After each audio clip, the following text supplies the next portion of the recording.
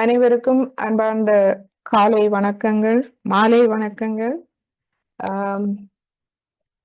ஆரம்ப வகுப்பை நாம் தொடர்வோம். இதுவரை நாம் விஷுதி சக்கரம் வரை பார்த்தோம். இன்று நாம் ஆக்கிய சக்கர பற்றிய விளக்கங்களோடு நமது தியானத்தை எடுத்து செல்வோம்.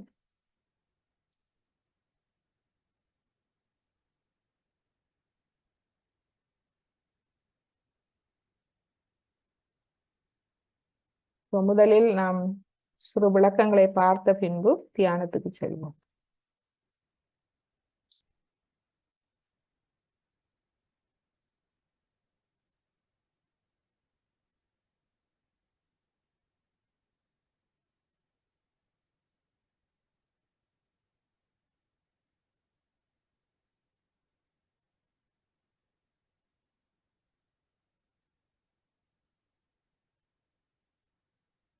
அனைவரையும்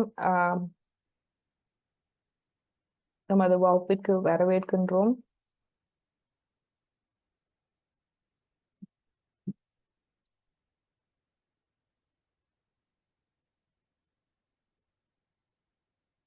இடது நாடிக்கு ஒரு மெழுகு திரியும் மற்றும் உப்பு நீர் சுத்திகரிப்புக்கும் தயாராக இருங்கள்.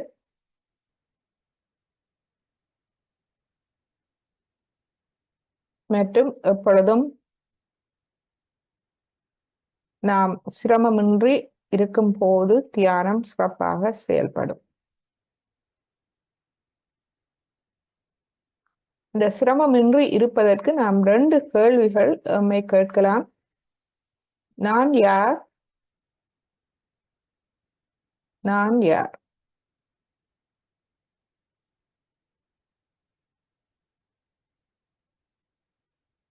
எனது கவனம் எங்கிருக்கின்றது?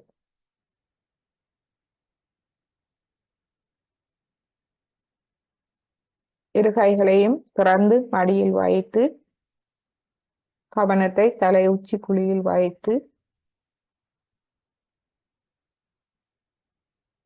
எமது சுவாசம் சுழுமுனை நாடி வழியாக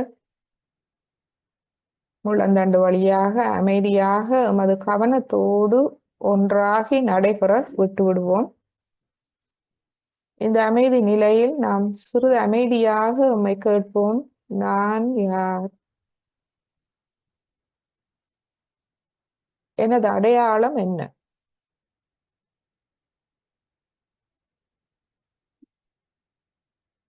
எனது கவனம் எங்கிருக்கின்றது?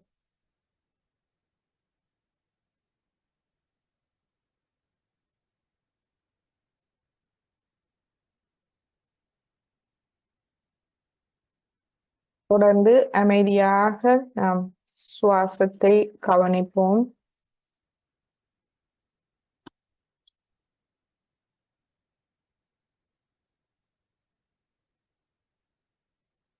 கடந்த வகுப்பில் நாம் நமது விஷுதி சக்கரத்தை பற்றி பார்த்தோம்.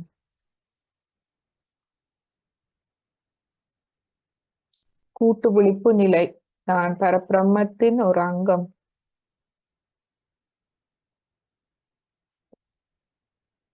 சமூக உணர்வு, கூட்டு விழிப்பு நிலை,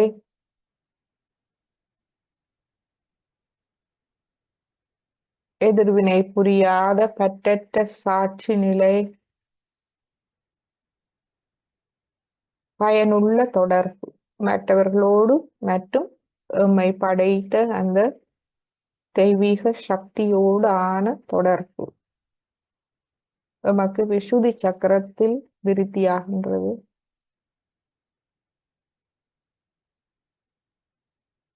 உறவுகள் மேம்படுகின்றது. சுயமரியாதை மற்றும் மற்றவர்களை மதிக்கும் திறன்,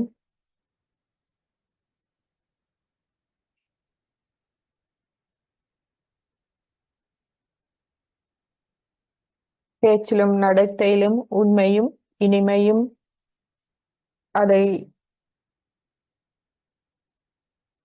அந்த உண்மையை நாம் பக்குவமாக எடுத்து சொல்லும் திறன், ராஜதந்திரம்,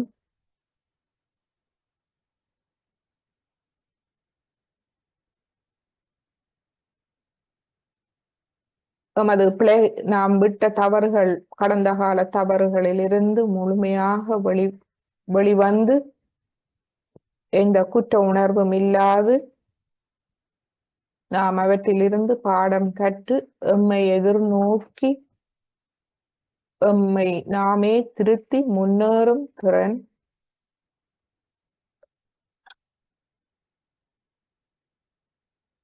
அது மட்டுமல்ல வாழ்வை ஒரு நாடகமாக பார்க்கும் சாட்சி நிலை,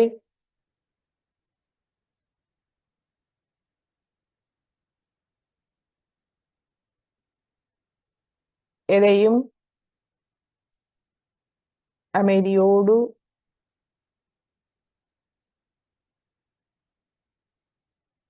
ஏற்றுக்கொள்ளும் நிலை,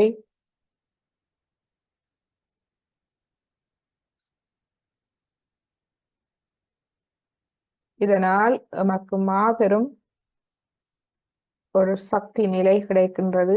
எதிர்வினை ஆற்றாது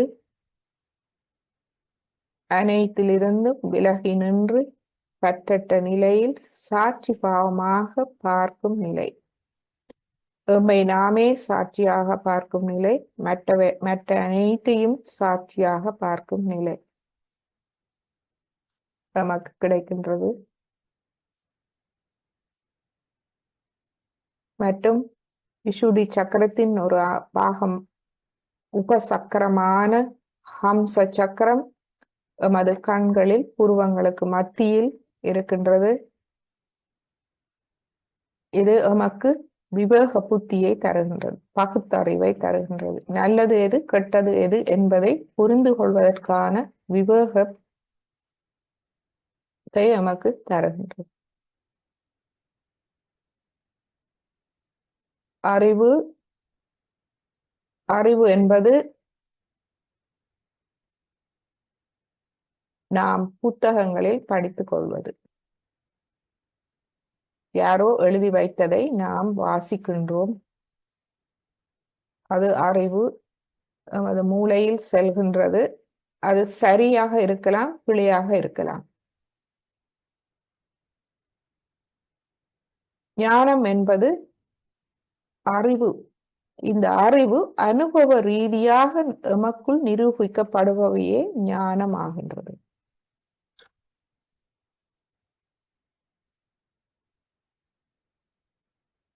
அந்த ஞானம் அனுபவ ரீதியாக எமக்குள் நிரூபிக்கப்படும் போது எமக்கு ஞானம் வளர்கின்றது. அந்த ஞானம் வளரும் போது எமக்கு பகுத்தறிவு வருகின்றது.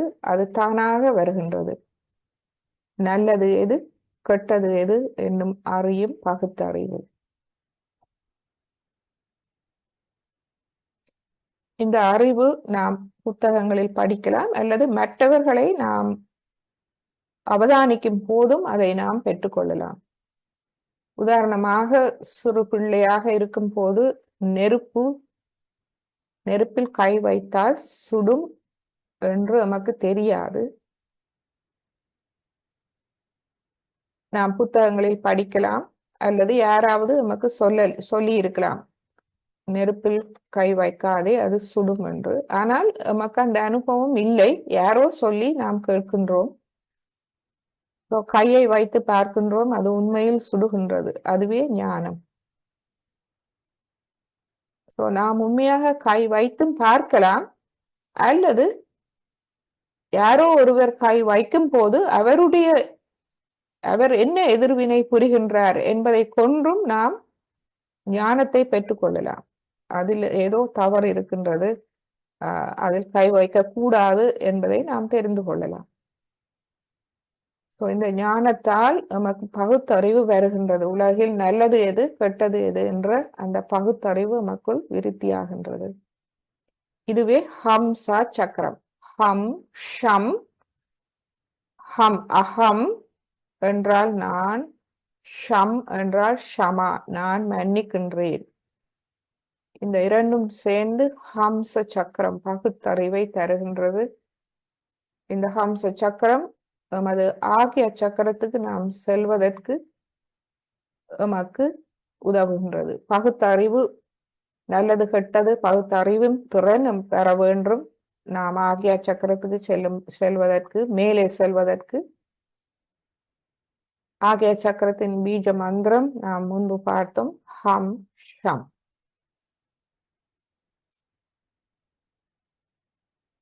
மற்றும் விஷுதி சக்கரம் நாம் சொன்னோம், மற்றவர்களோடு தொடர்பு மட்டுமல்ல, தெய்வீகத்தோடான தொடர்பு. தெய்வீகத்தோடு எவ்வாறு தொடர்பு கொள்கின்றோம்? பரம சைத்தன்யம், அந்த தெய்வீக அன்பின் அலைகள் மூலமாக, நுண் அதிர்வுகள் மூலமாக.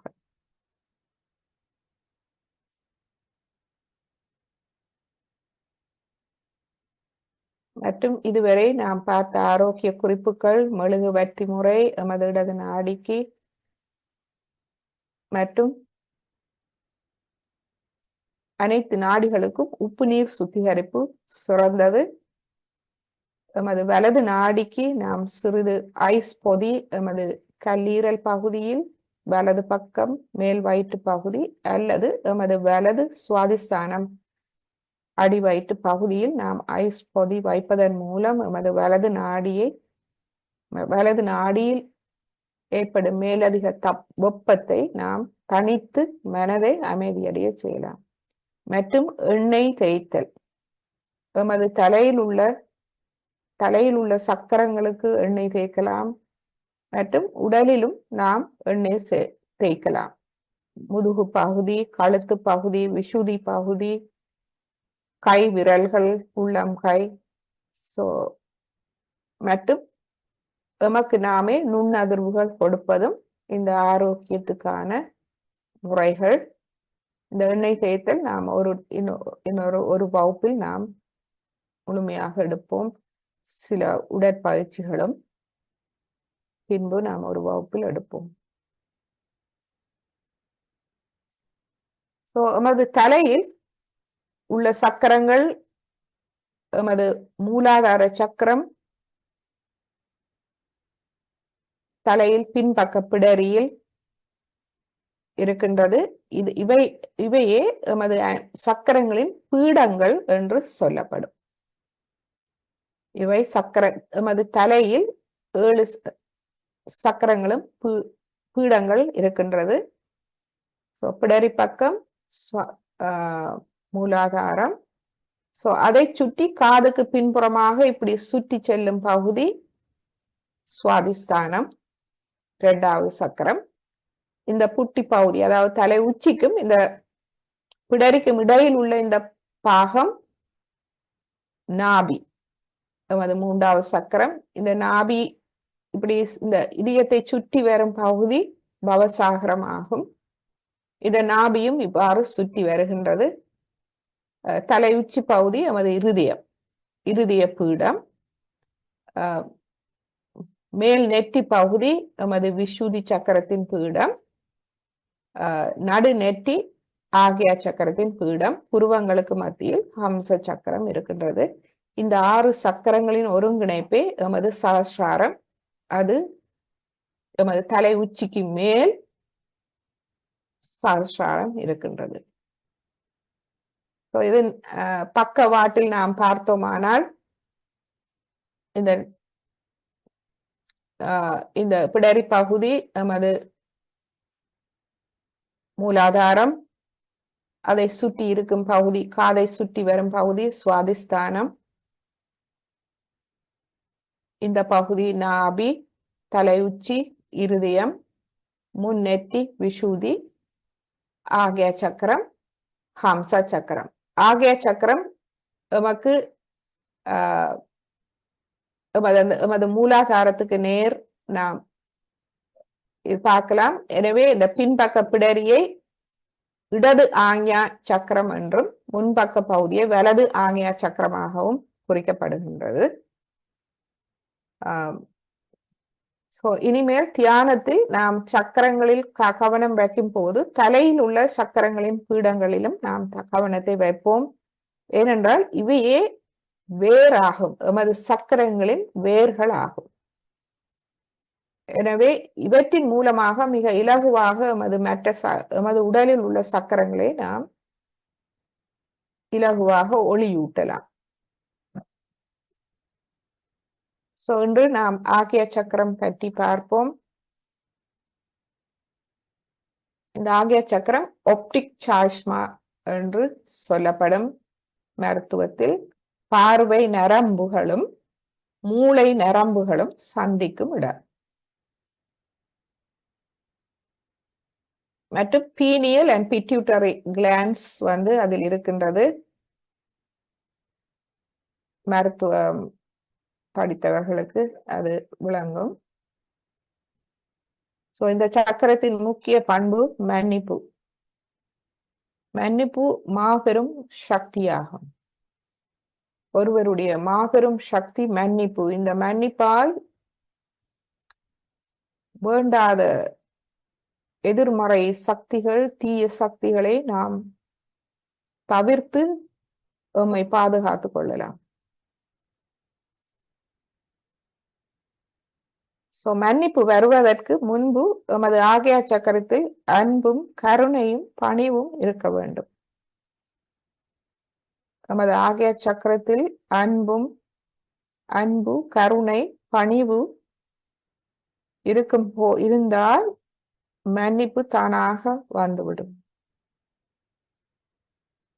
மற்றும் ஆகிய சக்கரத்தை இரு பக்கத்தில் இருந்தும் பாதிப்பது எமது ஒரு பக்கம் எமது மமகாரம் கடந்த காலம், மற்ற பக்கம் எமது அகங்காரம் எதிர்காலம். இவை இரண்டுமே ரெண்டு பக்கத்திலும் இருந்து பிரஷர் அழுத்தத்தை கொடுத்து எமது ஆகிய சக்கரத்தை லேசாக விரிவடைய விடாது தடுப்பவை. எனவே இந்த கட்டுப்பாடுகள் அகங்காரத்தில் இருந்து நாம் முழுமையாக விடுதலை அடைய வேண்டும். விடுதலை அடைந்து இவற்றிலிருந்து விடுதலை அடையும் போது சிந்தனையற்ற விழிப்புணர்வு தானாக கிடைக்கின்றது. சிந்தனைகள் மறைகின்றது. ஏனென்றால் இந்த எண்ணங்கள், சிந்தனைகள் அகங்காரம் அல்லது எமது மன கட்டுப்பாடுகள் மமகாரத்தால் வருபவை. ஆத்ம நிலை அமைதியானது.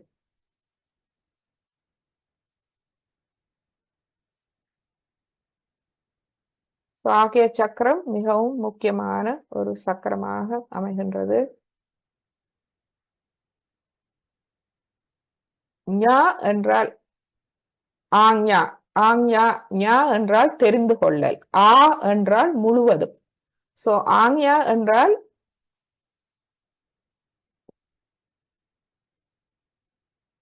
ஞா என்ற வார்த்தையின் பொருள் தெரிந்து கொள்வது, ஆ என்றால் முழுவதும். ஆஞ்ஞா சக்கரத்தின் பொருள் நாம் எமது அஞ்ஞானத்தை, அதாவது எமது அறியாமையை போக்கி நாம் முழுவதையும் தெரிந்து கொள்கின்றோம். அந்த தூய தெய்வீக ஞானம் நமக்கு கிடைக்கின்றது. அதுவே ஆஞ்ஞா சக்கரத்தின் பொருளாகும். இன்னொரு பொருள் இருக்கின்றது, நாம் கீழ்ப்படிதல், பணிவு, ஒழுங்குபடுத்தல் என்று பொருள்.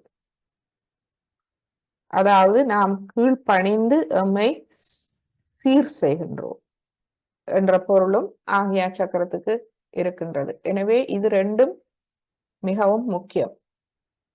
ஒன்று கீழ்ப்படிதல் அல்லது கட்டளையிடல். சோ நாம் மற்றவர்களுக்கு கட்டளையிடுவதை தவிர்த்து எமது ஆத்மாவின் கட்டளையை நாம் ஏற்றுக்கொள்வோம். ஆத்மாக்கு கீழ்ப்படிவோம். ஆத்மாவின் கட்டளைகள் வழிகாட்டலை நாம் ஏற்றுக்கொள்வோம். எம்மை முழுமையாக மன்னித்து ஆத்மாவை பொறுப்பேற்க விட்டு விடுவோம். இதுவே முழுமையான ஞானமாகும். முழுவதும் அறிந்த நிலை. ஆகிய நிலையே ஆகிய சக்கரத்தை கடக்கும் நிலை.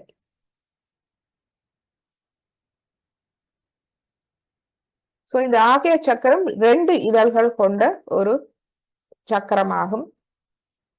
இது மிகவும் குறுகிய வாயில். திறந்திருக்கும் போது குண்டலினி அன்னை எமது தலை உச்சிக்கு வருகின்றார். அந்த லிம்பிக் பகுதிக்கு வந்து அந்த தலை உச்சி இருதய பீடத்தை விரிவடைய செய்து வெளியே வந்து எமக்குள் இருக்கும் வேண்டாதவற்றை அதன் மூலமாக வெளியேற்றி எம்மை எங்கும் நிறைந்திருக்கும் இந்த இறை சக்தியோடு இணைக்கின்றார். சோ இது ஒரு குறுகிய வாயில். ஏனென்றால் இரு பக்கமும் மமகாரம் அகங்காரம் அழுத்தத்தை கொடுத்து கொண்டிருக்கின்றது. எனவே அவற்றை நாம் தளர்வடைய செய்யும் போது ஆகிய சக்கரம் திறக்கின்றது. அதை தளர்வடைய செய்வதற்கு ஒரே ஒரு மந்திரம், மன்னிப்பு. ஹம் ஷம். நான் மன்னிக்கின்றேன், என்னை மன்னிக்கின்றேன், அனைவரையும் மன்னிக்கின்றேன், எனது எண்ணங்களை மன்னிக்கின்றேன், அனைத்தையும் நான் மன்னிக்கின்றேன் என்று நாம் சொல்லும் போது நமது ஆகிய சக்கரம் தானாக விரிவடைகின்றது. குண்டலினி அன்னை அதனூடாக செல்லும் போது நாம் அந்த எண்ணங்கள் இல்லாத நிலையை நாம் அடைகின்றோம். இதனால் தான் நாம் ஒன்றும் செய்வதில்லை. எமது எண்ணங்களை நாம் கட்டுப்படுத்த முடியாது. நாம் எவ்வளவுக்கு முயற்சி செய்கிறோமோ அவ்வளவுக்கு அது ஸ்ட்ராங்காக வர பார்க்கும்.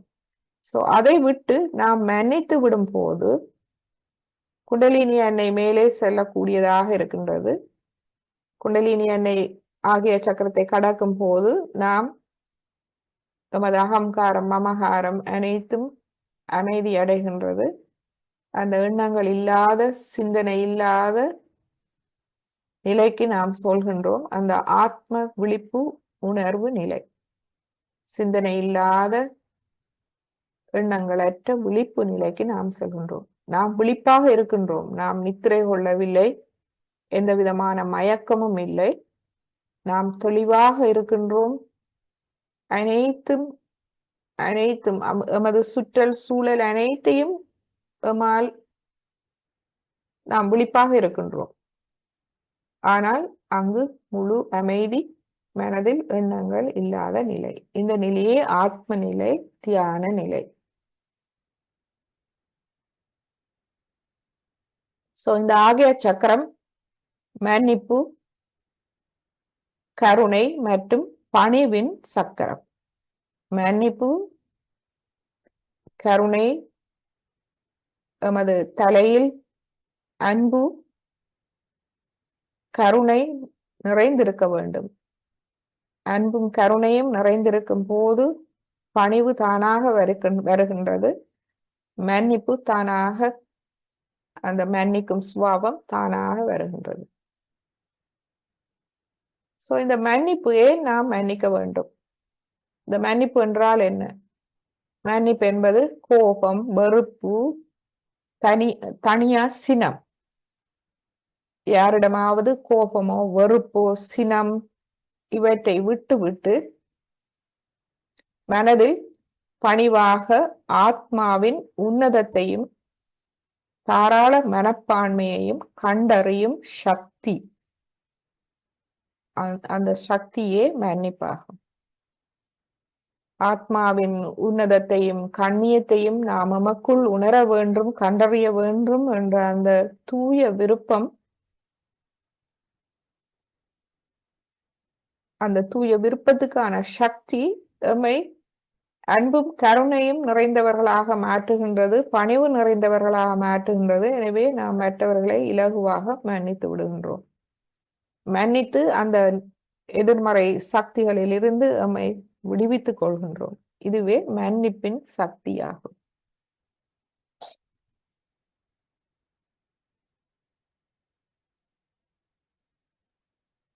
இது எமது குண்டலினி சக்தியாகும். தூய விருப்பம் ஆத்மாவை நாம் அறிய வேண்டும், அதனுடைய மேன்மை உன்னதத்தை நாம் நமக்குள் உணர வேண்டும் என்ற தூய விருப்பமே எமது குண்டலினி சக்தியாகும். அதுவே மன்னிப்பு சக்தியாக நமக்குள் இருக்கின்றது. மற்றவர்களை மன்னிக்காமல் இருப்பதன் மூலம் நம்மை தவிர வேறு யாருக்கும் எந்த தீங்கும் செய்யப்படவில்லை என்பதை நாம் உணர ஆரம்பித்தவுடன் மன்னிப்பது புத்திசாலித்தனம் மற்றும் தாராளமானது மட்டுமல்ல, மிகவும் நடைமுறை மற்றும் நடைமுறைக்குரியது என்பதை உணர ஆரம்பிக்கின்றோம். இது மிகவும் நடைமுறைக்குரியது. மிக இலகுவாக பிரச்சனைகளில் இருந்து தப்பித்து விடலாம். மன்னிப்பதன் மூலம் நாம் அமைதி மற்றும் நிம்மதியின் மிகப்பெரிய உணர்வை உணர ஆரம்பிக்கின்றோம். மன்னிப்பு தன்மை நமது அகங்காரம் மற்றும் அமகாரம், இனவெறி மற்றும் தேசியவாதம் பற்றிய தவறான கருத்துக்கள் மற்றும் நமது தவறான அடையாளங்கள் அனைத்தையும் கரைக்கின்றது. அந்த அவ்வாறான எதிர்மறை சக்திகளிலிருந்து நம்மை முழுமையாக விடுவிக்கின்றது. நீங்கள் யோசிக்கலாம், நான் மன்னித்து விட்டு இலகுவாக போய் தப்பித்து விடலாம், தவறு செய்தவருக்கு என்ன யார் தண்டிப்பது என்று. நாம் மன்னிக்கும் போது அந்த கணமே தெய்வீக சக்தி பொறுப்பேற்கின்றது. மற்றவரை அவருக்கு ஏற்ற வகையில் அவருக்கு தீர்ப்பு கிடைக்கின்றது. அவர் நல்வழியில் செல்லும் தகுதியுடையவரானால் அவர் திருத்தப்படுவார். அல்லது எதுவானாலும், இறை சக்தி எதுவானாலும் உலக நன்மைக்காக அதை ஏற்றுக்கொண்டு அதற்கான தீர்ப்பை வழங்குவார். நாம் அதை பற்றி கவலைப்பட தேவையில்லை. நீங்கள் இதை உங்கள் அனுபவத்தில் அனுபவித்து பார்க்கலாம். மற்றும் மிகவும் அன்பு, கருணை, பணிவோடு மற்றவர்களை நாம் மன்னிக்கும் போது அவர்களுக்கு நாம் நல்லதை நினைக்கலாம். அவர்களும் திருந்தி நல்வழிக்கு வர வேண்டும் என்று நாம் நினைக்கும் போது அவர்களுக்கு நிச்சயமாக அந்த இறை தெய்வீக சக்தி அவர்களிலும் வேலை செய்யும்.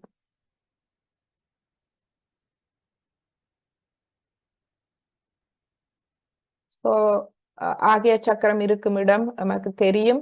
கைகளில் எமது மோதிர விரலால் குறிக்கப்படுகின்றது. கால்களிலும் 4வது விரலால் குறிக்கப்படுகின்றது. முன் தலையின் நெற்றி பகுதி, 2 இதழ்கள் போன்றவை தத்துவம், ஒளி தத்துவம். இந்த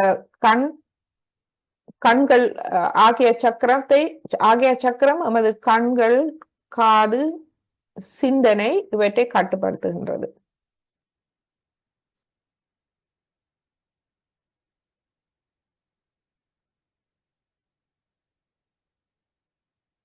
எனவே ஆகிய சக்கரத்தை பாதிக்கும் காரணிகள் கட்டுப்பாடற்ற சிந்தனை, கவலை, மதவெறி, மன்னிக்காத இயல்பு, பாலியல் கற்பனைகள், ஆபாசம், கடந்த காலத்தில் வாழ்வது, எதிர்காலத்தில் இருப்பது, சுய பச்சாதாபம். அதாவது நாம் எம்மை பற்றி நாமே ஒரு தன்னம்பிக்கை இல்லாது, சுயமரியாதை இல்லாது, வேண்டாத எண்ணங்களை எண்ணுவது. அதிலிருந்து விடுபட வேண்டும். எம்மையே மன்னிக்க முடியாத நிலை, அந்த நிலையெல்லாம் தவறானது. உண்மையில் அந்த தெய்வீக சக்தி, அந்த அன்பு சக்திக்கு எதிரானது. அகங்காரத்தில் ஆக்ரோஷமான மனப்பான்மை, இவை எம்மை பாதிக்கும். சோபை நாமே தகுதியற்றவர்கள் என்று நினைப்பது தவறானது. முக்கியமாக இந்த சயோகாவில் வந்து ஆத்ம ஒழிப்பு உணர்வு பெற்ற பின்பு அந்த எண்ணம் இருக்கவே கூடாது. ஒன்றே ஒன்று நாம் நினைக்க வேண்டும், இதற்கு வருவதற்கு நாம் பூர்வ ஜென்ம புண்ணியம் செய்திருக்க வேண்டும். ஆத்ம விழிப்புணர்வை இவ்வளவு இலகுவாக பெற்று இந்த ஞானத்தை இவ்வளவு விளக்கத்தோடு ஸ்ரீ மாத்திஜி மூலமாக நாம் அதை கற்றுக்கொள்கின்றோம்.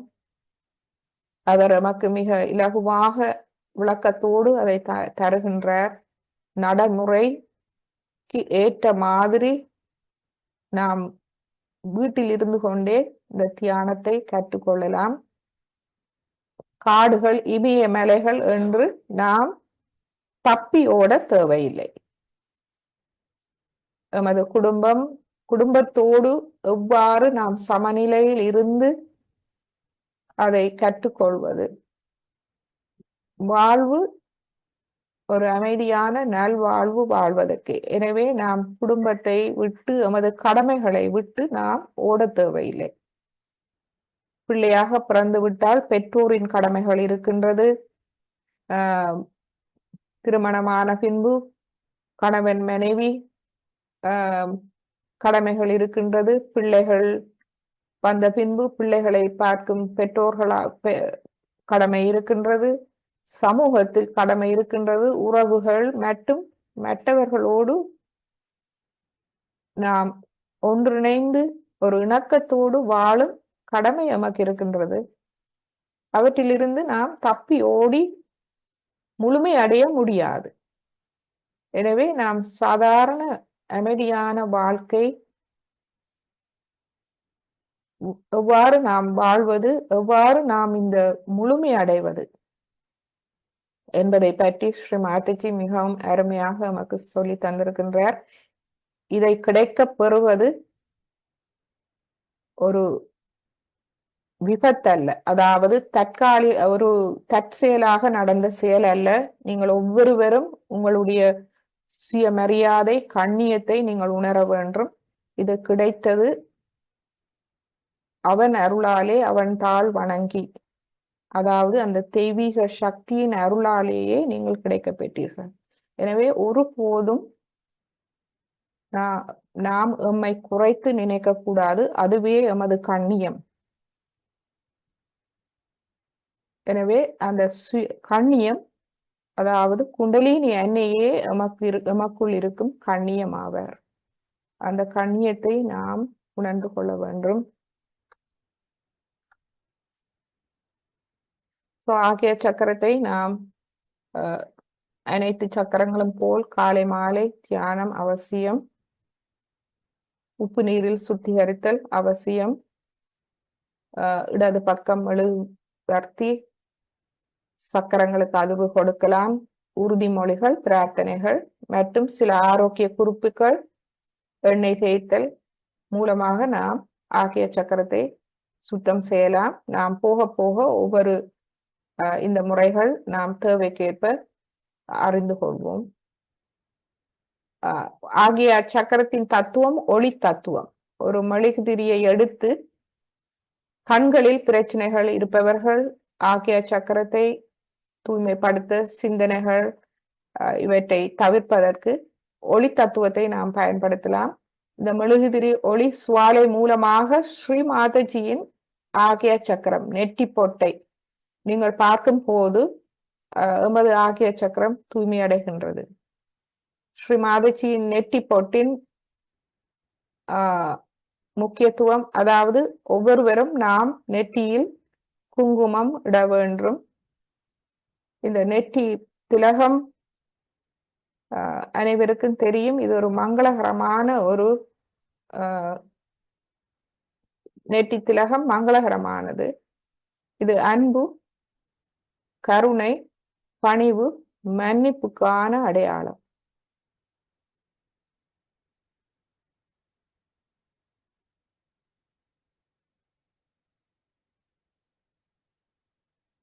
மற்றும் ஆகிய சக்கரம், நாம் ஆகிய சக்கரத்துக்கு அதிர்வுகள் கொடுக்கலாம். நமது கையால் மெழுகுவர்த்தியால் ஒளி காட்டலாம். நான் முன்பு காட்டியது போல். மற்றும் நாம் ஒன்றை நினைக்க வேண்டும், குண்டலினி எண்ணெய் ஆகிய சக்கரத்துக்கூடாக செல்லும் போது எமது எமது தவறுகளை முழுமையாக மன்னிக்கின்றார். எனவே அனைத்து கர்மாக்களும் கரைந்து விடுகின்றது என்பதை நாம் அறிந்து கொள்ள வேண்டும். தவறுகள் அனைத்தும் மன்னிக்கப்படுகின்றது. இல்லாவிட்டால் நாம் இந்த கர்ம சுழற்சியில் சுழன்று கொண்டிருப்போம். அதிலிருந்து நாம் விடுபட வேண்டும். அதிலிருந்து விடுபடுவது இந்த ஆக்யா சக்கரம் நமக்கு மன்னிப்பை வழங்குகின்றது. குண்டலினி எண்ணெய் அதனூடாக செல்லும் போது நம்மை முழுமையாக மன்னித்து நம்மை சஹஸ்ராரத்துக்கு எடுத்து செல்கின்றார். கடந்த காலத்தை நாம் மறந்து விடுவோம். எதிர்காலம் பாதுகாப்பானது.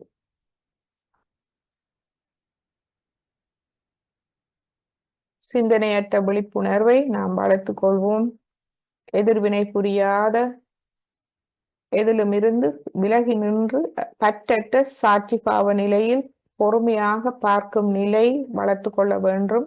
அதே நேரம் நாம் எச்சரிக்கையாக இருக்க வேண்டும். எம்மில் எச்சரிக்கையாக இருக்க வேண்டும். இதுவே தியான நிலை, நிர்விசார சமாதி நிலை. அதாவது மனதில் எந்த விசாரங்களும் இல்லாத ஒரு அமைதி நிலை.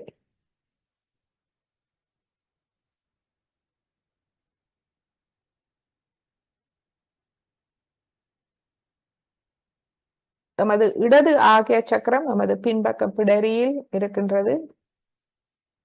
அங்கு நாம் அதிர்வுகள் கொடுக்கலாம். குற்ற உணர்வு இல்லாமல் நாம் மன்னிப்பை கேட்டுக்கொள்ளலாம். நமது தவறுகளுக்காக கண்களில் தூய்மையை கடைபிடிக்க வேண்டும். ஆத்மாக்கு எதிரான எந்த செயலையும் நாம் கண்களால் பார்க்க விரும்பக்கூடாது. கடந்த காலத்தில் வாழக்கூடாது. பயனற்ற சிந்தனைகள், பழக்க வழக்கங்களை நாம் விடுத்து அதிலிருந்து வெளியேற வேண்டும்.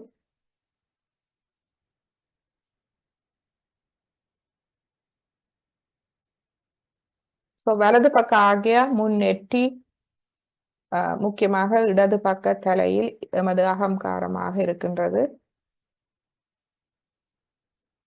மற்றும் எமது ஆஞ்ஞா சக்கரம், கண்கள், சஹஸ்ராரத்தை நாம் மற்றவர்கள் தொடுவதை தேவையின்றி அனுமதிக்க கூடாது. மற்றும் ஐஸ் பொதி வைக்கலாம். எமது வலது ஆகிய சக்கரத்துக்கு ஐஸ் பொதி வைக்கும் போது அது இடது நாடியை தணிக்கின்றது. எனவே எமது அகங்காரம்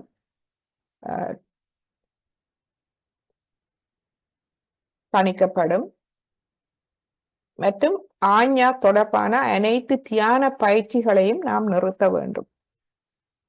இதற்கு முன்பு நீங்கள் தியான பயிற்சிகளில் ஈடுபட்டு அவர்கள் உங்களை ஆஞ்ஞா, அதாவது நெட்டி போட்டில் ஆஞ்ஞா சக்கரத்தில் கவனத்தை வையுங்கள், அங்கு கான்சென்ட்ரேட் பண்ணுங்கள் என்று யாராவது சொல்லி இருந்தால் அது தவறான தியான முறை.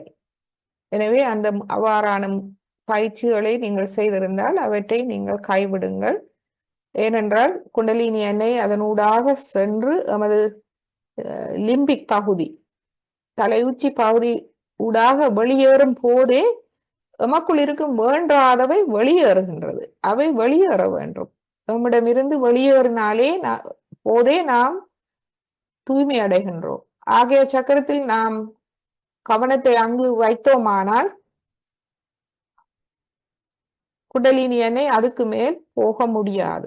நாம் எங்கு கவனம் வைக்கின்றோமோ அங்கெல்லாம் குண்டலினி எண்ணெய் செல்கின்றார். எனவே எப்போதும் எமது முழு கவனம் தலை உச்சியில் இருக்க வேண்டும்.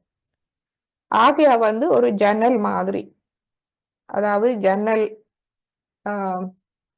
ஊடாக பார்ப்பது மாதிரி. ஜன்னல் ஊடாக பார்ப்பதை விட வெளியே வந்து அதை நாம் முழுமையாக பார்க்கும் போதே நமக்கு முழுமையான சுத்திகரிப்பு கிடைக்கின்றது. இந்த கன்சன்ட்ரேஷன் அல்லது காட்சிப்படுத்தல், ஏதாவது ஒரு காட்சியை அல்லது பொருளை நாம் மனதில் நினைத்து தியானித்தல், இவைகளை நாம் தவிர்க்க வேண்டும். இப்பொழுது தெரியும், நமது கவனம் தலையுச்சி குழியில் இருந்து கொண்டு சுழுமினை நாடி வழியாக எம்மை நாம் கவனிக்க வேண்டும். எமது சக்கரங்கள், நாடிகள், எமக்குள் இருக்கும் அந்த சூட்ச்ம சரீரத்தை நாம் கவனிக்க வேண்டும்.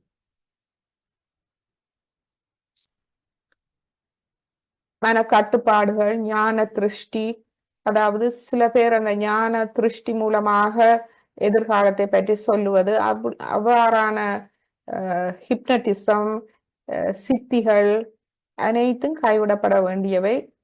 அவை தீய சக்தியால் ஆளப்படல் ஆகும். இவை அனைத்தும் குண்டலினி அன்னையின் சக்தி அல்ல, இந்த தெய்வீக சக்தி அல்ல. இவை அனைத்தும் சித்த விளையாட்டுகள். இவை தவிர்க்கப்பட வேண்டும். இவை ஆத்மாக்கு எதிரானவை, தெய்வீகத்துக்கு எதிரானவை. மற்றும் நீங்கள் யோசிக்கலாம், இவையால் என்ன பயன்?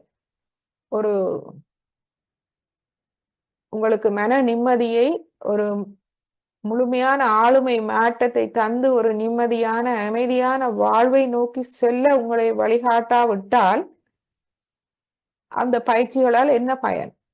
எனவே அவை நீங்கள் உங்கள் பகுத்தறிவு மூலம், இதனால் தான் நமது ஹம்சா சக்கரத்தை நாம் கடக்க வேண்டும். ஆக்யா சக்கரத்துக்கு செல்லும் போது பகுத்தறிவு மிகவும் முக்கியம். எது நல்லது, எது கெட்டது என்பதை பகுத்தறியும் திறன் மிகவும் அவசியம்.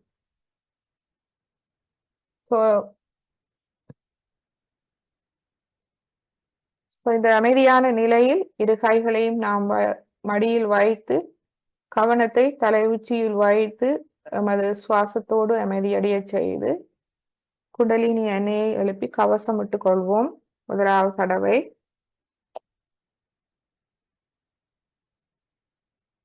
இரண்டாவது தடவை, மூன்றாவது தடவை. இப்பொழுது 3 முடித்துக்கள் போட்ட பின்பு நமது 10 விரல்களையும் ஆகாயத்தை நோக்கி கைகளை நன்றாக விரித்து சிறிது நேரம்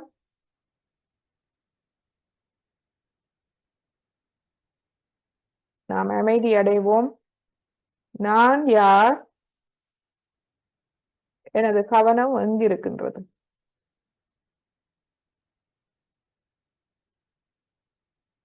மெதுவாக இரு கைகளையும் கீழே கொண்டு வருவோம். கைகள் விரித்தபடி கீழே கொண்டு வருவோம் மெதுவாக. இப்பொழுது கவசம் எடுத்துக்கொள்வோம். மூலாதாரம்,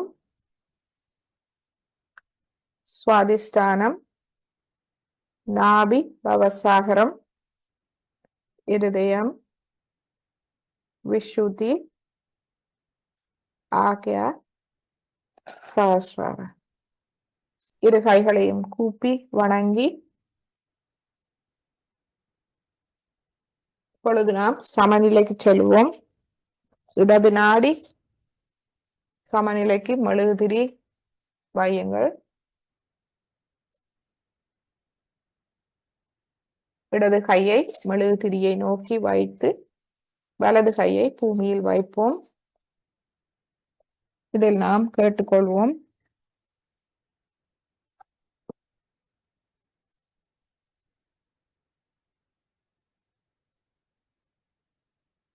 தாயே, எனது இடது நாடியை முழுமையாக தூய்மைப்படுத்தி விடுங்கள்.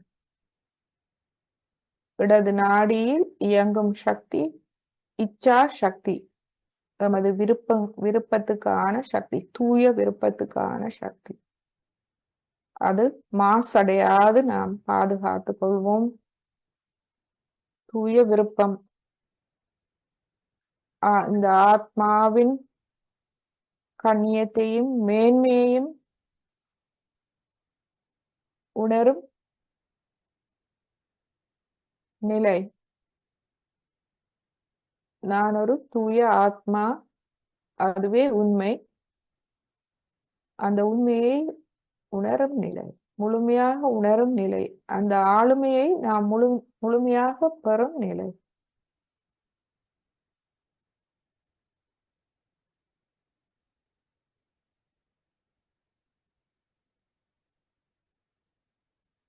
அதுவே இப்பொழுது முக்கியமானது.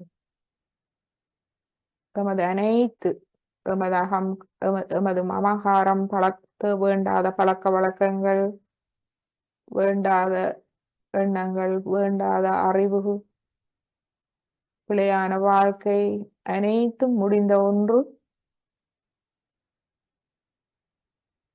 நாம் இப்பொழுது இந்த இந்த சந்தர்ப்பம் யோகா தியானம் மூலமாக எம்மை நாம் அறியும் சந்தர்ப்பம் நமக்கு தரப்பட்டிருக்கின்றது. அது எமது கண்ணியமாகும், எமது சுயமரியாதை, தெய்வீக சக்தி எம்மை தேர்ந்தெடுத்திருக்கின்றது.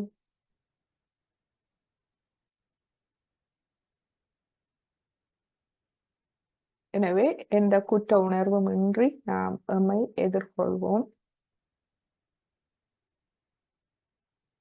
எமது இருதயத்தை முழுமையாக திறப்போம். எனது தாயே, எனது இருதயம் உண்மையாகவும் நேர்மையாகவும் தூய்மையாகவும் இருக்க எனக்கு அருள் புரியுங்கள். எனது அறிவு நேர்மையாக இருக்க எனக்கு அருள் புரியுங்கள்.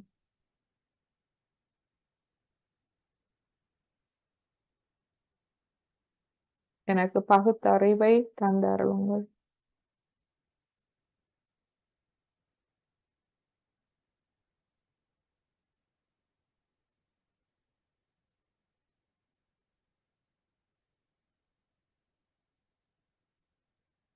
கவனம் தலை உச்சிக்குழியில் இருக்கட்டும்.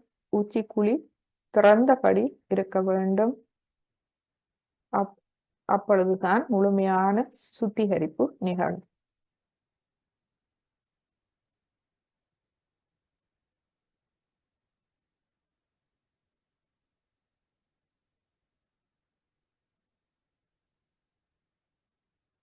பத்து விரல் நுனிகள் இரு உள்ளம் கைகளையும் நாம் அவதானிப்போம்.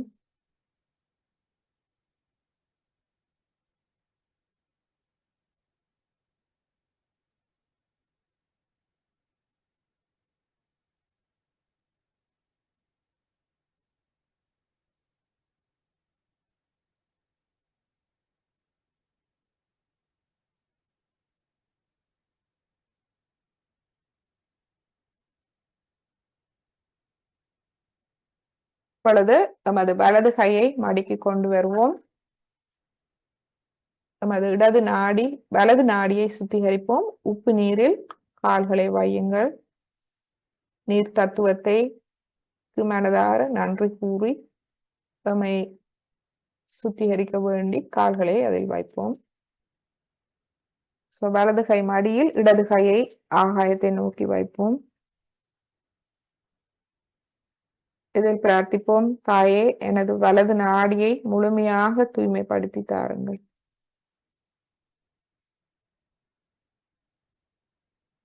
எமது கிரியா சக்தி, எமது மன உடல் தொழிற்பாடுகளுக்கான சக்தி.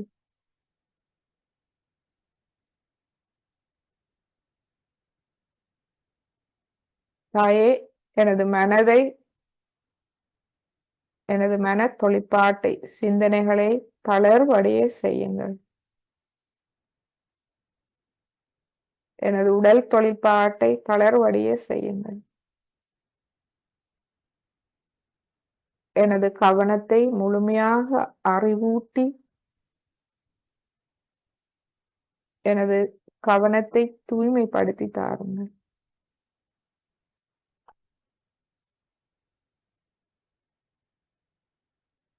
முழுமையான அறிவு ஞானம் கிடைக்கும் போது நமது அகங்காரம் மமகாரம் இரண்டும் அமைதி அடைகின்றது. ஞான சக்தி மேம்படுகின்றது.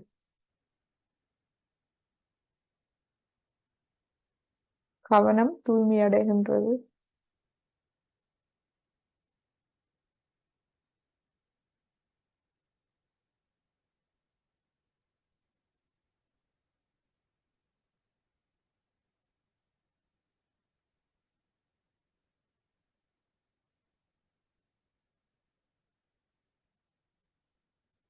முழுமையாக கவனம் தலை உச்சி குழியில் நமது சுவாசத்தோடு அமைதி அடைகின்றதா?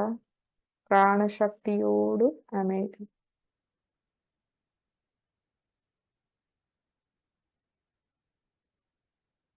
நமது தலை உச்சி குழி விரிவடைகின்றதா?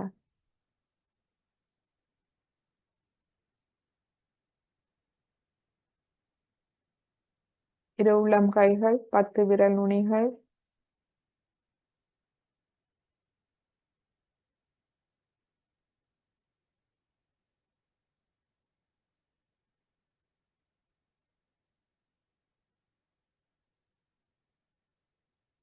நான் எனது எண்ணங்கள் அனைத்தையும் மன்னித்து விடுகின்றேன். அவை எனது அகங்காரம் மமகாரத்தால் வருபவை. அவற்றை நான் மன்னித்து விடுகின்றேன்.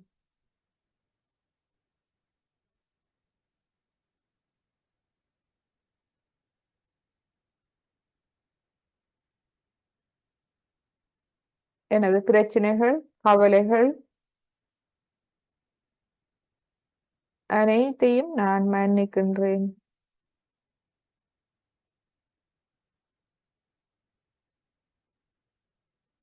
எனது அகங்காரம் மமகாரத்தால் நான் அவற்றுக்கு தீர்வு காண முடியாது. நான் அவற்றை முழுமையாக மன்னித்து எனது ஆத்மாவை பொறுப்பேற்க நான் என்னை விட்டு விடுகின்றேன். ஆத்மாவிடம் சரணடைவோம். நான் எனது ஆத்ம நிலைக்கு சரணடைகின்றேன். எனது தியான நிலைக்கு நான் தலை வணங்குகின்றேன்.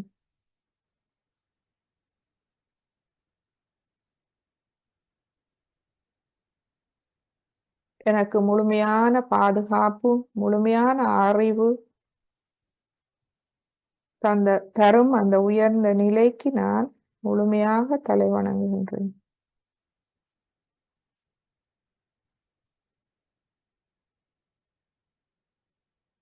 குண்டலினி தாயே, என்னை அந்த நிலைக்கு எடுத்து செல்லுங்கள்.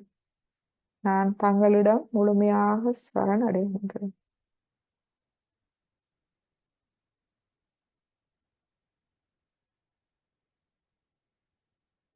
இப்பொழுது இடது கையை நாம் அடிக்கு கொண்டு வருவோம். நமது வலது கையால் தலை உச்சிக்கு மேல் ஒரு 2 அங்குலம் உயர்த்தி வைப்போம்.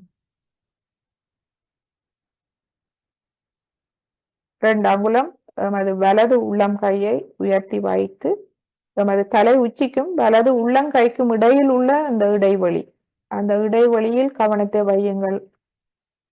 அதுவே சஹஸ்ரார சக்கரத்தின் வெளிப்பாடாகும்.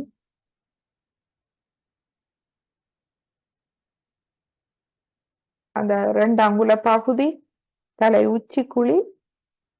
உச்சி குழிக்கு கீழ் ஒரு அங்குலம். இந்த பகுதியில் நாம் கவனத்தை வைத்து அவதானிப்போம்.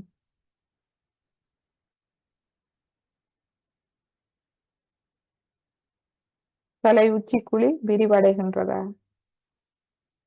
தமது இடது இருதயம் தூய்மையடையும் போது தலை உச்சி குழி விரிவடைகின்றது.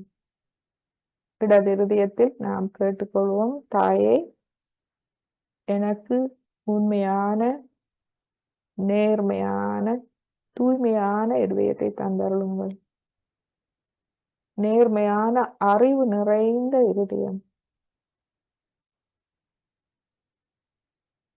குழந்தை போன்ற இருதயம், களங்கமில்லாத இருதயம்.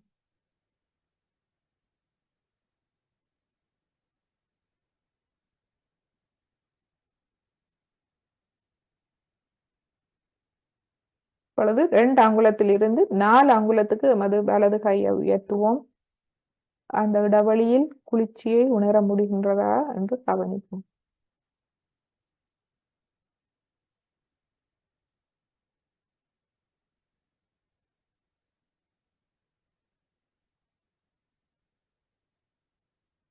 இதில் நமது நடு ஆகிய சக்கரத்துக்காக நாம் பிரார்த்திப்போம்.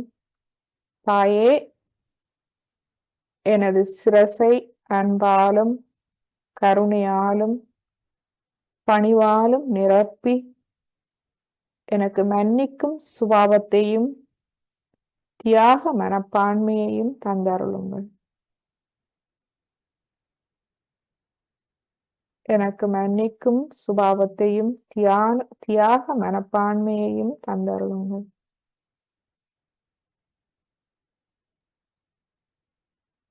இப்பொழுது எமது வலது கையை பின்பக்க பிடரியில் வைப்போம்.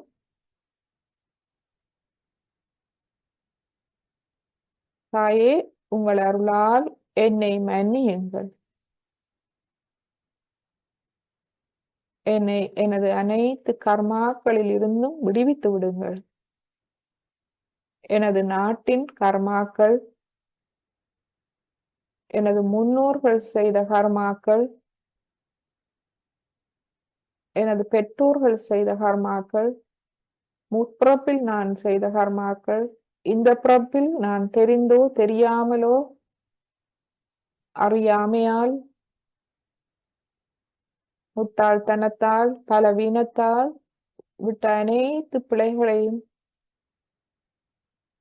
மன்னித்து, அதனால் எனக்கு ஏற்பட்ட தாக்கங்கள், அதனால் நான் மற்றவர்களுக்கு இழைத்த துன்பங்கள் அனைத்தையும் மன்னித்து நம் அனைவரையும் இந்த கர்ம சுழற்சியில் இருந்து விடுவித்து விடுங்கள்.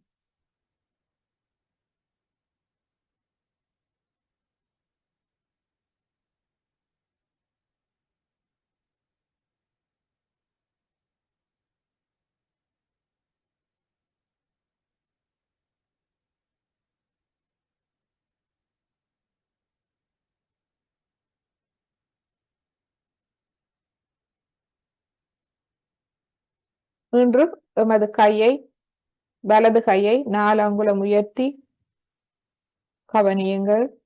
நுண்ணதிர்வுகளின் வெளிப்பாட்டை கவனியுங்கள். குளிர்ந்த ஒரு மெல்லிய காற்றாக ஒரு குளிர்மை அல்லது ஒரு சூடான காற்று.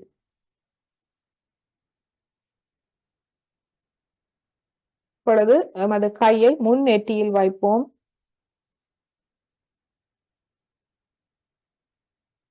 முன்னேட்டியில் எமது அகங்காரத்தை நாம் மன்னித்து விடுவோம். தாயே, நான் என்னை மன்னிக்கின்றேன், எல்லோரையும் மன்னிக்கின்றேன்.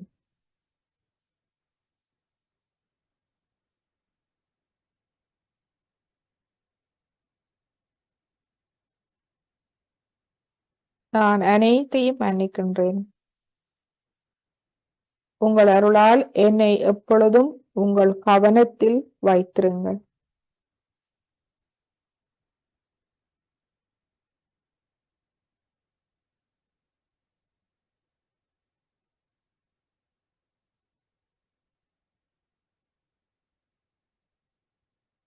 இப்பொழுது மீண்டும் எமது வலது கையை தலை உச்சிக்கு மேல் ஒரு 4 அங்குலம் உயர்த்தி இப்பொழுது அவதானிப்போம். நுண்ணதிர்வுகள் அதிகரித்திருக்கின்றதா? குளிர்மை அதிகரித்திருக்கின்றதா? மனதில் ஒரு அமைதி, ஒரு தளர்வு, ஒரு ஆறுதல், சிரசில் ஒரு அமைதி.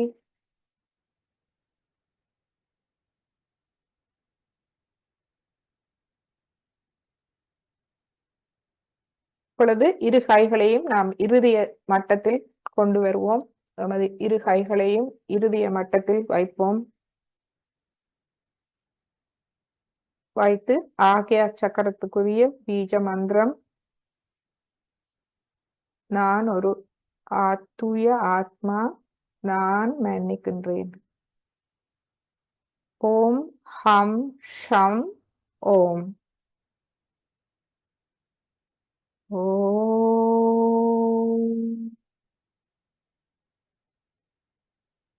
ஹம் ஷம்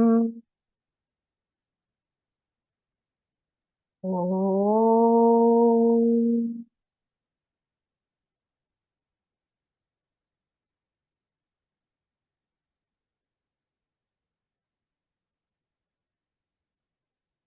ஓம்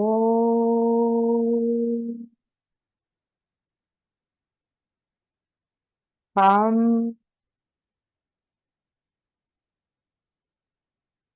ஷம்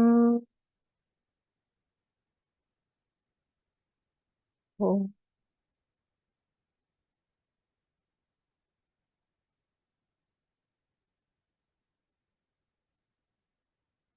மீண்டும் வலது கையை தலை உச்சிக்கு மேல் ஒரு 4 அங்குலம் உயர்த்தி வைத்து அவதானிப்போம். நுண்ணதிர்வுகள் அதிகரித்திருப்பதை நீங்கள் உணரலாம்.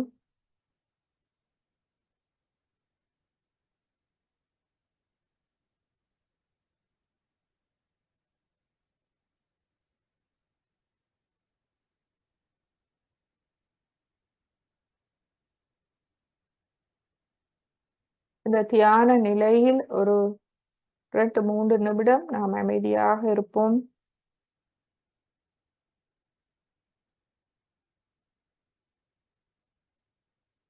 வலது கையை, இரு கைகளையும் இருதய மட்டத்தில் நாம் திறந்து வைப்போம்.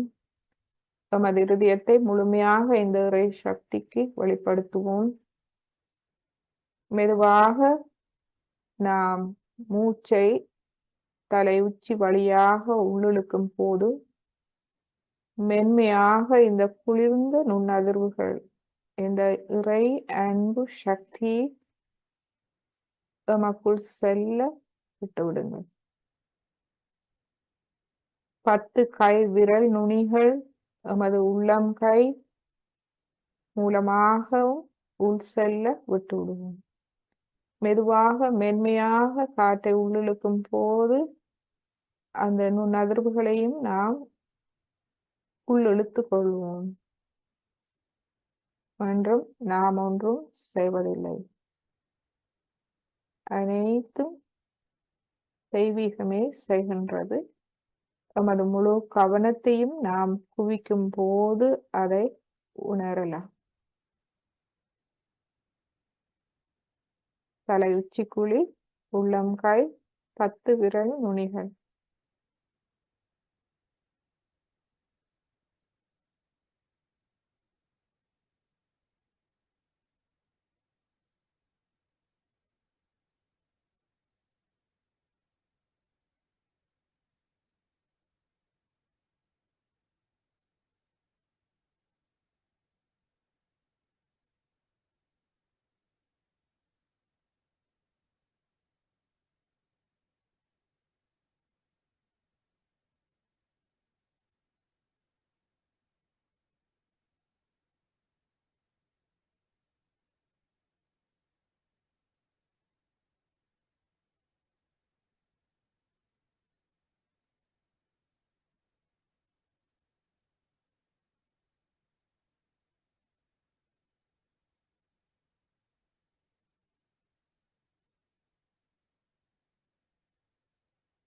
மெதுவாக நாம் மூச்சை உள்ளிழுக்கும் போது அந்த நுண்ணதிர்வுகளும் செல்ல விட்டு விடுவோம். நமக்குள் செல்ல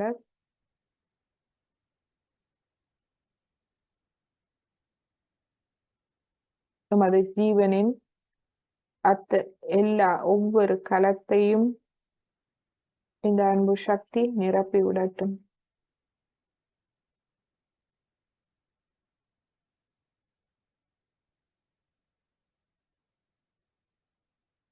இப்பொழுது நாம் ஸ்ரீ மாதாஜியின் உரையை கேட்போம். ஆகிய சக்கரத்தை பற்றிய ஒரு உரை.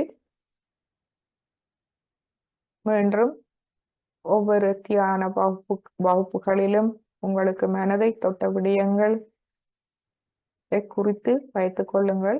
அன்னையின் உரை கேட்கும் போதும் அது உங்களுக்கு உறுதியாகின்றது. உங்களுடைய மனதை தொட்ட விடயங்கள் குறித்து வைத்துக் கொள்ளுங்கள்.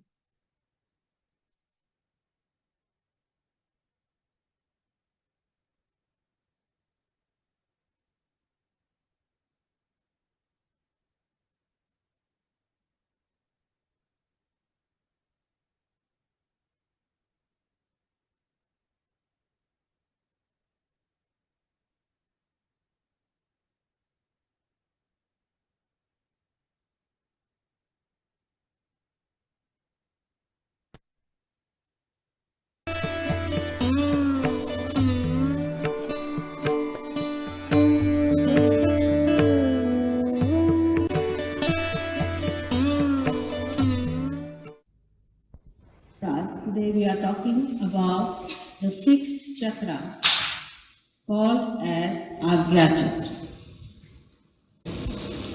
The Gya word means to know. Gya is to know. And A means the whole. Agya Chakra also has another meaning. Agya. Agya means obedience or to order. It can mean both the things. If you order to someone, it is an Agya, and the one who obeys the order is an Agyakari, and the one who does the Agya.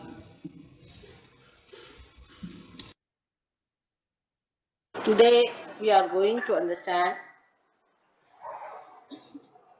the center of Agya.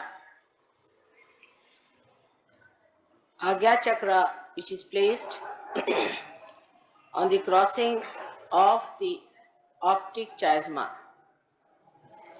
The nerves that supply the eyes go backwards in the opposite direction, and wherever they cross, this subtle center is situated. It has a continuous connection with the other center through the medulla oblongata.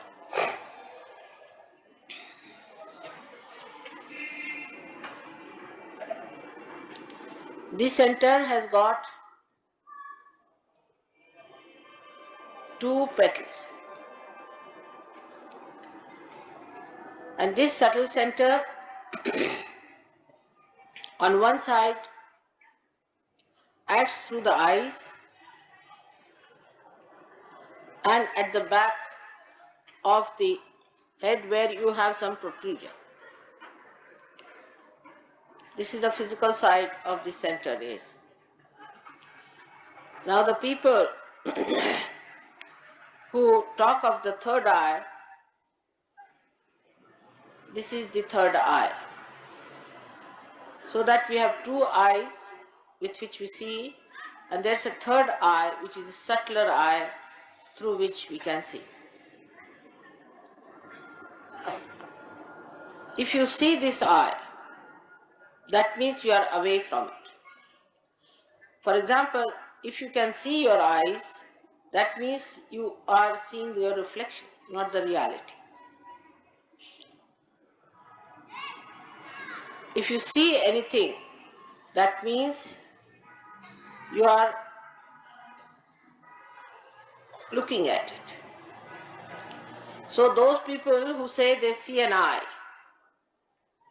for example, people who take LSD and all such things, they start seeing another eye. They just see this eye and they think their third eye has opened. Actually, you are very much away from the eye. That's why you can see it. You go to a supraconscious level on the right side, and on the left side to the subconscious level, you can see the eye. But in Sahaja Yoga, you have to see through that eye. Like a window, you can look at the window, but if you see through the window, you can't look at the window. So here what happens that when the Kundalini rises, when she goes to the Agya Chakra, which represents, as you say, the third eye, whatever you may call it, it is between the optic chiasma, and it looks after the pituitary and the pineal body. And as a result, we have developed two institutions called ego and superego. The ego is the one which tells us, I have done it, I am doing this. Both these institutions are sucked in by the enlightenment of the center. And that's how the thing opens out. And all your karmas are sucked in. So there's no problem of karmas. Only human beings think that they are doing karmas. Animals don't. They have no sense of sin or anything. They are completely under the bondage of God. So in Sanskrit they are called as Pashu, means under the bondage. But we are the ones who have got freedom. That's why we think that we have done this and we have done that. we should not do this, we should not do that. But when the Kundalini rises and she awakens the center, then both these things are sucked in. And when they are sucked in, then you do not do any karmas anymore. You just are in a karma. You do everything. I mean, I travel, such a lot, and I have a family, and everything is there. But it's just happening. I'm just seeing it. I'm not doing anything as such. So when you are also awakened, there's no obligation. It's just happening. It is so. Beyond thought. And this is a very, very important chakra for Sahajogis, because when the Kundalini rises above the Agya chakra, immediately there is no thought. You do not get any thoughts from ego or superego. But there is a wobbling in the Agya because of your imbalanced ways. And the imbalanced ways are that sometimes you are with ego or with superego. This has happened to our people in the West. Because we have had so much of ego, we got really tired of it. We got frightened with it. Then we started taking to drugs and things to increase our superego. But by doing that, what we are doing is pushing by one end, bringing it by another end, and that's how we are wobbling our ego and superego, by which we are not helping ourselves at all. So what one has to do is to rise within oneself up to the point of Agya and try to steady your Agya. There are many people who have asked me one question: how to steady the Agya? Agya is placed at the crossing point of our nerves and also optic thalamus. Now, so it is said that if you have wobbling eyes, you will have a wobbling Agya. You have to steady your eyes. You have to soothe them. Now, it is very, very out of date, ancient, old, and all sorts of names that you call it to a thing like that. But you must steady your eyes and steady them in such a way that it is very soothing for the eyes. Which is the most soothing thing for the eyes is the green grass. If you could see the green grass with your eyes, means you walk with your eyes on the ground. Your eyes will be soothed, your Agya will be all right. That's why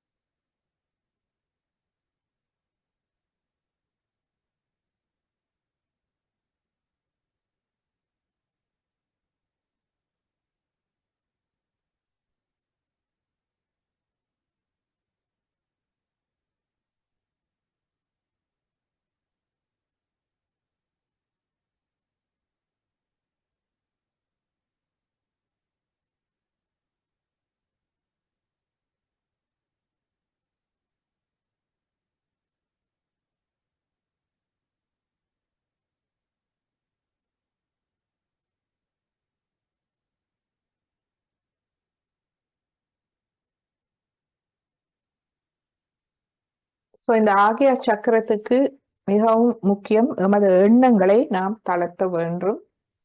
so அது பற்றிய ஒரு சிறிய உரையை நாம் ஸ்ரீ மாதாஜியின் மூலமாக கேட்போம்.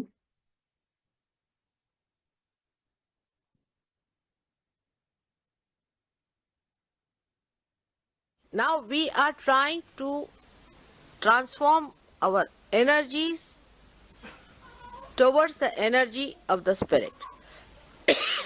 So you have to allow the spirit to take over.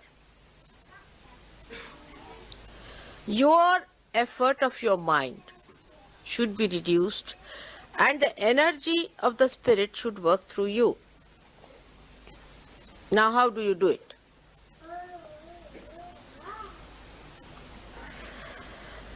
First is detachment. Detachment. Detachment start with the thought. Let us see the thought. It's called as vichara shaithilya, relaxation of the thought. But still this mind, which is quite silly, tries to impress upon you that you have to use the old junky instrument of this mind. And it asserts that better use. And when you start using that, ego comes in, you get attached to it. And what you lose is your progress, and thus the joy is minimized. How do you detach yourself? For a person who is absolutely detached, it's very difficult to explain how to detach, isn't it? I'll try.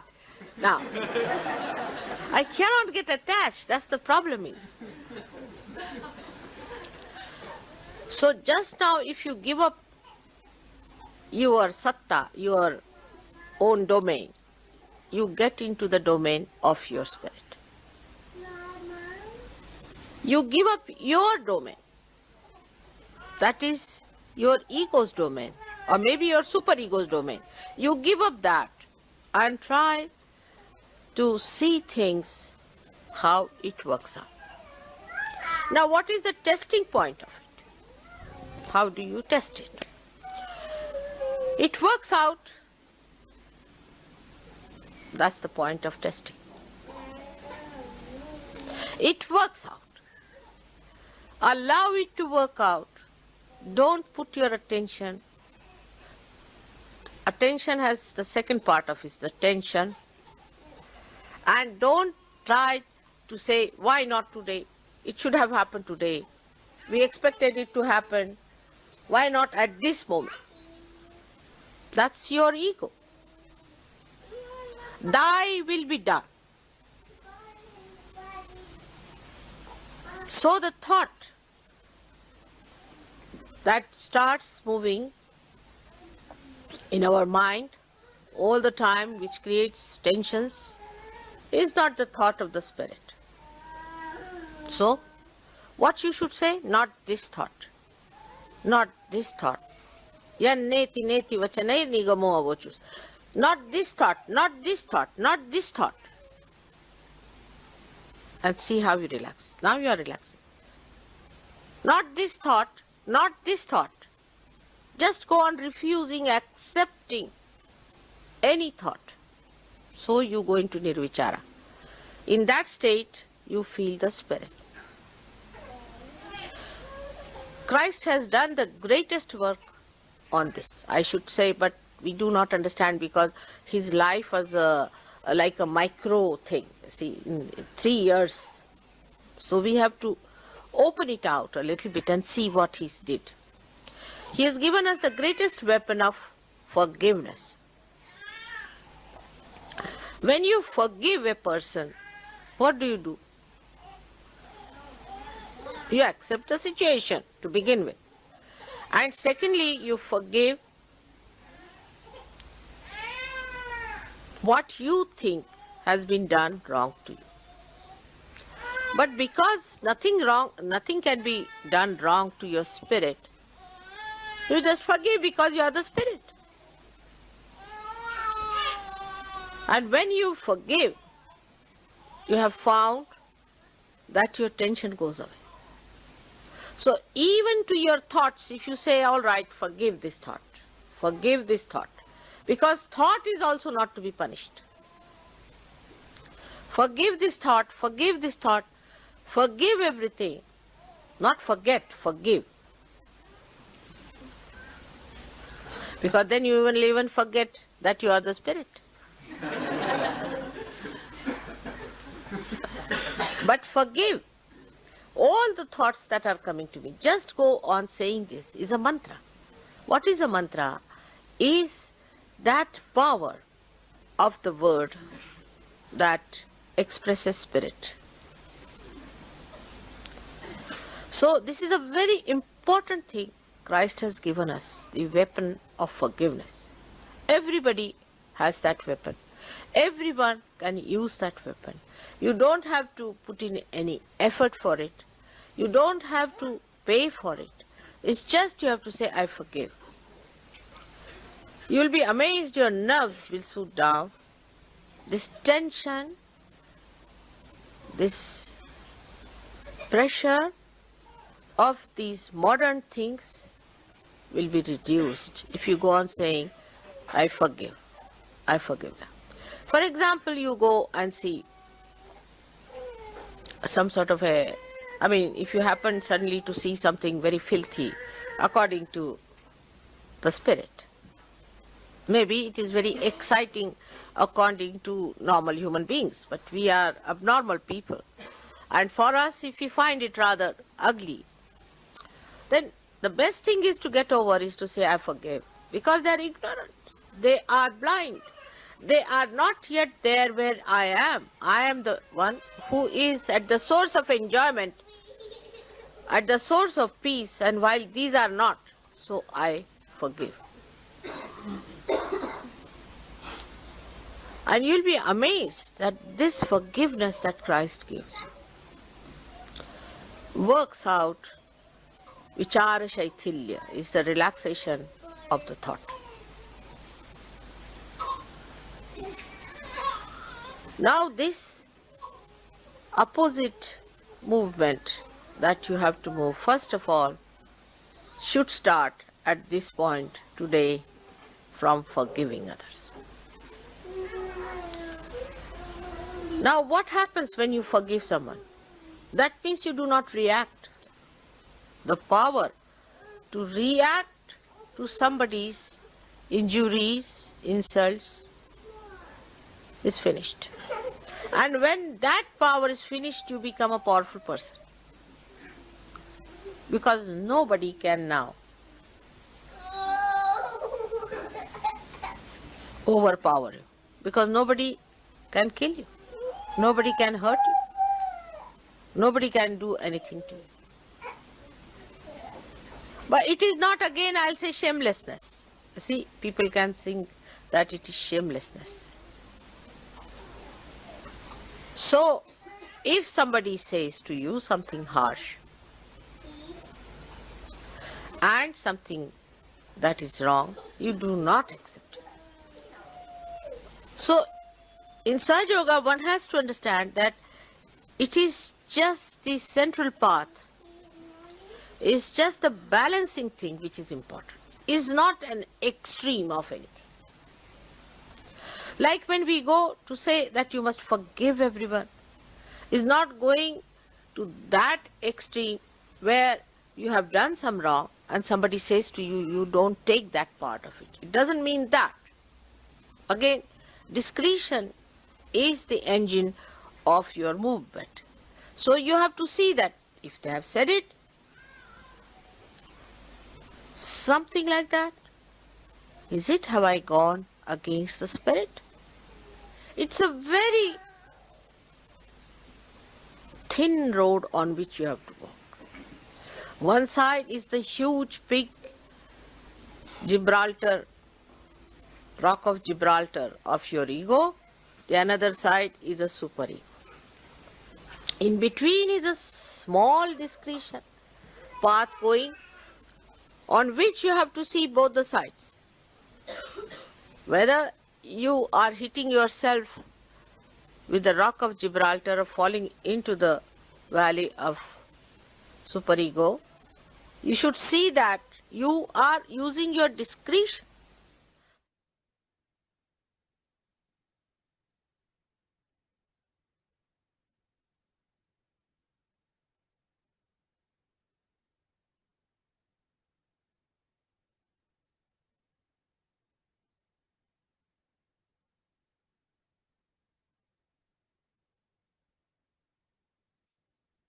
So ஆகிய சக்கரத்துக்கு நாம் செல்ல முன்பு Hamza சக்கரம் திறக்கப்பட வேண்டும். அதாவது discretion, பகுத்தறிவு. நல்லது எது, கெட்டது எது என்று அறியும் பகுத்தறிவு.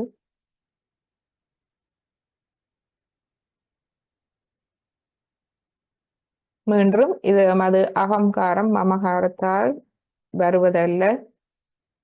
பகுத்தறிவு எவ்வாறு வருகின்றது என்றால், அறிவை நாம் அனுபவ ரீதியாக எமக்குள் நிரூபிக்கும் போது ஞானம். ஆத்ம நிலையில் எமக்கு அந்த தூய தெய்வீக ஞானம் கிடைக்கின்றது. அதன் மூலமாக எமக்கு பகுத்தறிவு தானாக வருகின்றது. மீண்டும் இன்றைய தியானத்துக்காக எமது தெய்வீக அன்னையும் தெய்வீக குருவுமான ஸ்ரீ மாதாஜி அவர்களுக்கு நன்றி கூறி, குண்டலினி அன்னையை எழுப்பி கவசமிட்டு இன்றைய தியானத்தை முடித்துக் கொள்வோம். முதலாவது தடவை